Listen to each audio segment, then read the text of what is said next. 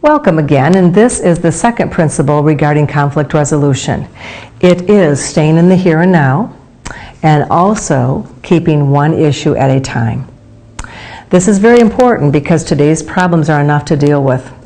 The Bible is very specific about this. Matthew 6:34 states, "Therefore, do not worry about tomorrow, for tomorrow will worry about itself."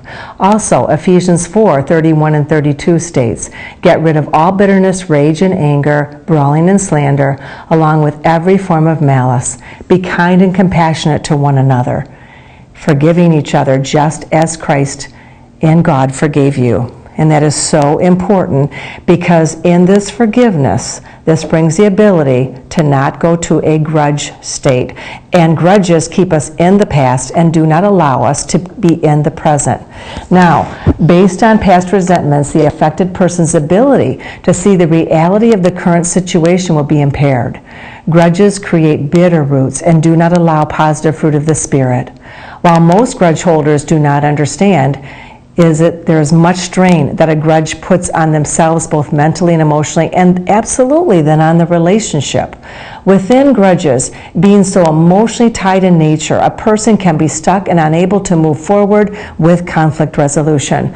I'll give an example. I was working with a couple, and anytime the wife would do something that the husband felt she was dismissing him, or that she was ignoring him, or that she was not paying attention, he would get enraged.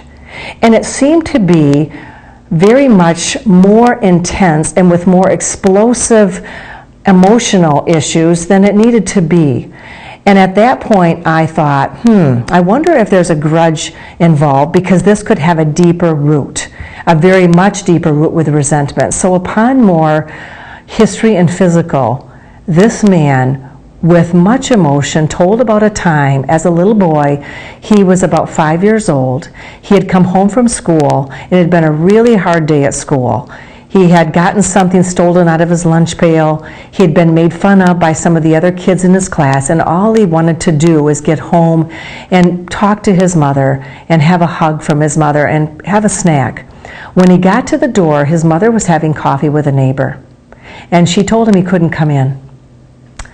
And he kept on knocking on the door and yelling for his mother to let him in. She started to get mad. And what she did was she pulled down the shade, she locked the door and would not let her son come in.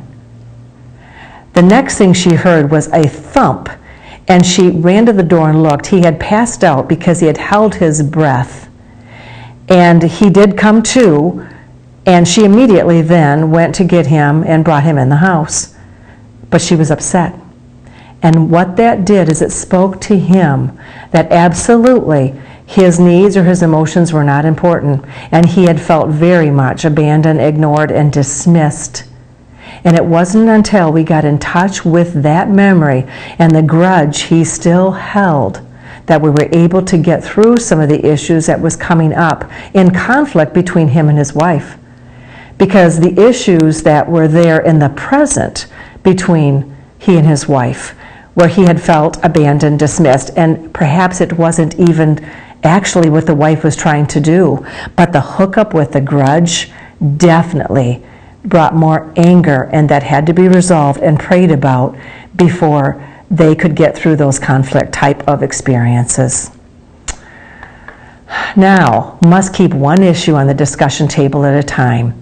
This will eliminate the drowning effect, which is most often experienced by men, and that's because women can be so much more verbal. We can have up to 40 words for every one word of a man. And when women are bringing up more than one issue at a time, I have watched my men I can see them get super tired and super bored, and it's almost like they can't handle any more conversation. Now, if I can help that couple with the conflict keep to one issue, and remember one thing, that is much more helpful to resolve conflict. This is because the brain of a man and the brain of a woman function differently in terms of these emotions. And again, that is the bulk of what I would like you to know in the second principle. Thank you.